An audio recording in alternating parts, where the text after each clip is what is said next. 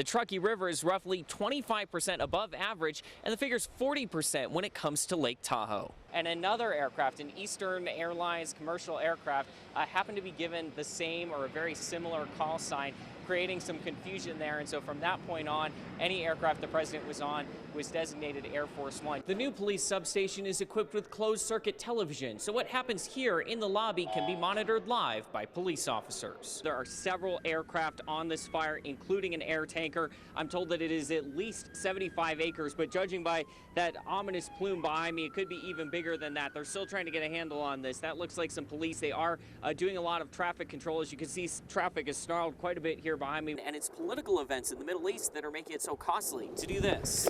The snow hasn't let up here on Mount Rose at all. You can see the big drifts that are being created. I'm going to try and hike through this one for you. I'm pretty much sinking into it. This is pretty powdery stuff. But soon you'll be able to throw away your plastic, paper, and aluminum all in one can, and the garbage company will separate them for you. There are actually several car accidents here on US 395. One behind me involved this white SUV that had really severe front end damage. Looked to me like the driver, a young woman, was okay. In addition to this wind that is still gusting, we've now got rain coming down here in Sparks tonight, and the wind is actually lighter than it was earlier, but those major gusts did a lot of damage as they blew through the Rail City. Just check it out. There's one, if not several, trees that came crashing down here at 4th and Green Brae Drive. This one actually took out a fence as it fell, and many of these limbs were just sheared off of trees as that wind just gusted very powerfully today. It looks very similar to a rattlesnake, but it's harmless. Now, if you see a snake and you're not really sure what it is, experts say the best course of action is just to avoid it. The prosecution had sought a first-degree murder conviction, but jurors instead convicted on murder too, and that basically means that they might have believed that this murder happened in the heat of the moment or during a time of intense passion, but they did not buy the argument that this was a case of self-defense. Inside, this is what authorities found: marijuana, and a lot of it, some 800 plants worth $2 million on the street.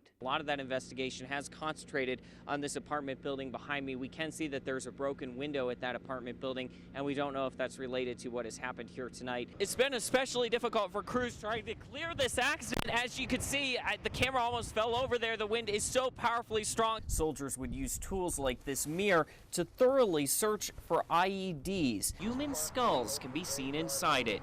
A neighbor called Colo 8, and I called the police. They're just by the side of the road, and we wanted to call and alert you. Look at what happens when I put it in reverse and there's something behind.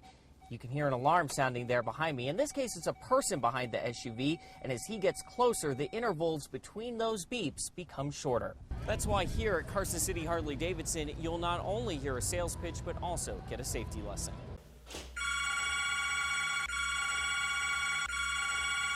It's tough for barber Josh Arias to get through giving a haircut. It was ringing a good 15 to 20 times a day. It's not all people calling to schedule a haircut, but Barack Obama supporters who think they're calling the president's re-election campaign office in Reno. And it's not surprising. Colo 8 found the barbershop number on multiple pages of the re-election website. Josh has tried to call the campaign at another number. And that voicemail, it says that it's full and no more messages can be taken. Due to the high amount of emails that they receive, they may or not be able to get back to our email. This East Pueblo Street office is where people are trying to call. And it's causing a barbershop to be inundated with phone calls. Is there somebody I could talk to? Yeah, let me get somebody. This is just private property and you didn't ask before you came in. Oh. Camera. Well, generally we're allowed to be here until we're asked to leave.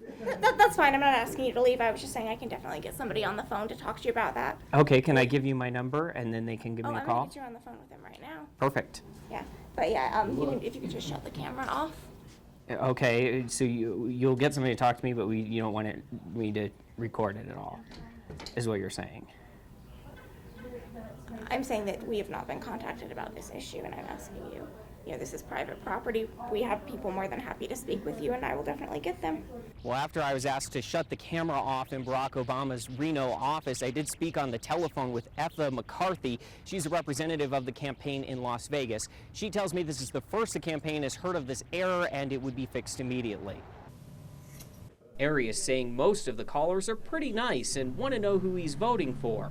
One of the old barbers told me one day that you're a Republican if a Republican's sitting in your chair, and you're a Democrat if a Democrat's sitting in your chair. Having recently moved to this location, Arias is making the best of the situation. I always try to end the conversation with, if you need a haircut, come down and see us. There were a lot of businesses busted.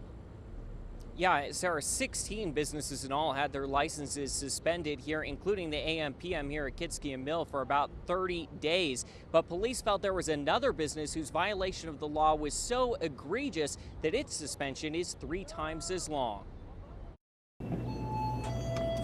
Hi, I'm Joe Harrington from Channel 8 here in Reno. We're doing a story about some businesses that have recently had their licenses to sell alcohol suspended. City Liquor and Food on Las Brisas Avenue will have shelves with no bottles of alcohol until July. The city says police saw Waqas Bashir sell booze to those not old enough to drink it. How do you feel about that you were doing that? It's really bad, Sam. I'm really very shameful for this act, and I'm really responsible now. Bashir saying the sale was a mistake, but Reno's business relations manager saying the store owner, Bashir, ought to know better. We found that they were selling under the table cash to high school kids in the McQueen High School area. Were you taking cash because they were underage? I take the credit card, everything, what I take, Bashir was arrested, but says this is the only time he's sold to those under 21. Just when I gave to them, that time I just thought maybe they are okay. Bashir now shows an ID check machine he's put in and promises illegal sales will never happen again. He says he's sorry and unable to sell alcohol for now is paying the price. Just surviving. It's pretty tough. It's pretty tough, sir. It's really tough. And a lot of times during these operations, police use decoys, teens working for them to go in and see if these businesses are being compliant. But authorities telling me that wasn't needed when it came to this business on Las Brisas, as apparently officers saw the clerk there sell to some high school kids who happened to be there, according to the city of Reno. Now, for a complete list of businesses whose licenses were suspended, log on to colotv.com, then click on the orange Hot Topics button. Reporting live from our mobile newsroom in Reno tonight, Joe Harrington, Colo 8 News Now. Yeah, Pat, actually code enforcement tells me it's going to come take a look at these signs, take some measurements, determine how far they are from the street. If they are in the public right-of-way, that is illegal. It's frustrating, it's agitating.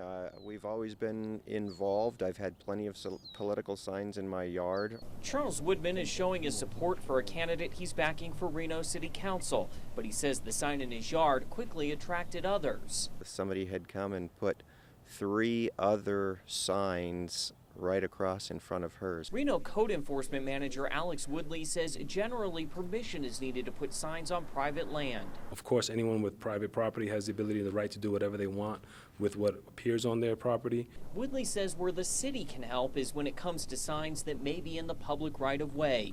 These signs are near Rock Boulevard and Longley Lane. I just wanted to call and see if any of those people had gotten permission to put them there that you know of. A woman who answered the phone at a company whose sign is at this location says she isn't aware of anyone getting permission. When it's questionable like that, I showed Woodley iPhone photos. He says the signs may be close enough to the road to be considered in the right-of-way where it's against the law to place the signs. typically 5 to 10 feet within the asphalt road is a good indication to us that it's in the public right-of-way. Woodley says code enforcement is going to come take measurements here and see if the signs are on private land or a public area. For Charles Woodman, there's no question someone knew they were violating his property and speech rights when signs popped up on his lawn. Do you think that whoever put these signs in your yard knew better and did it anyway, or do you think this was an honest mistake? I don't see how it could have been an honest mistake. And late this afternoon, I did get a hold of some of the candidates whose signs are out here at Rock and Longley, and they tell me that they think some volunteers placed them here possibly in error. A couple of them thought they might be on private land, but say they didn't have permission to be on that private property. Now, if there's an issue in your neighborhood, something you think you would like code enforcement to take a closer look at, just call Reno Direct. The number is 334-INFO, again, 334-INFO. Reporting live from our mobile newsroom in East Reno tonight, I'm Joe Harrington, Colo 8 News Now.